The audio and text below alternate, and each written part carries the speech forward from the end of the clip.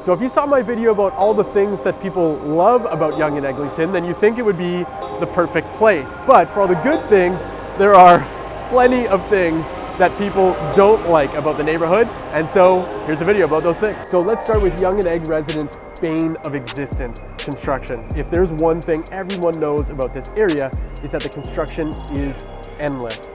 There are countless memes about it, and no one hates it more than those who live here. Now, obviously, as certain projects finish, that means new condos in the Eglinton LRT, which is great, but honestly, it feels like that time will never come, especially with the LRT completion being pushed back again. Sidewalks are always changing and getting moved around, scaffolding goes up and comes down, and the noise. Where there's construction, there's going to be noise. Which brings me to my second point, noise. And it's not just the noise coming from the construction. Yonge and Egg is bustling and it's busy, which can be great for some people, but can also be overwhelming for others. If you're someone who values peace and quiet, then you might find the constant noise of construction and traffic and all the crowds of people a bit much for you. And if you live in one of the many new condos in the area, you might have to deal with noisy neighbors or loud parties. Speaking of condos, another complaint that people have about Yonge and Eglinton is that it can feel a little bit impersonal. With so many high-rise buildings and new developments, it can be hard to get a sense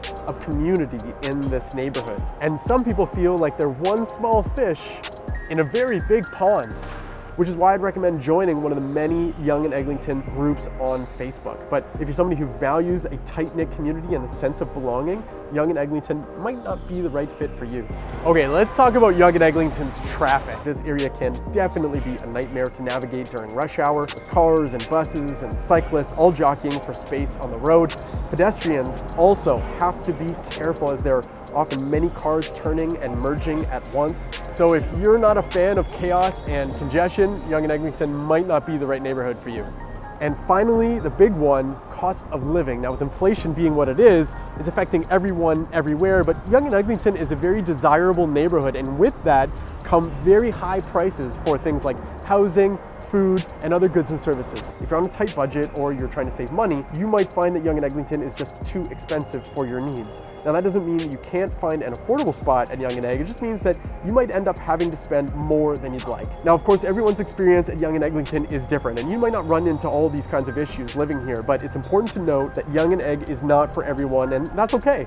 Ultimately, the best way to decide whether Yonge and Eglinton is right for you is to come and explore it for yourself. Take a walk, check out the shops and restaurants, or check out some of the videos I've made about the neighborhood. If you're thinking of buying or selling at Yonge and Eglinton, I would love to be your realtor of choice. You can email me at jharnish@bosleyrealestate.com. All of my contact information and my social handles are below.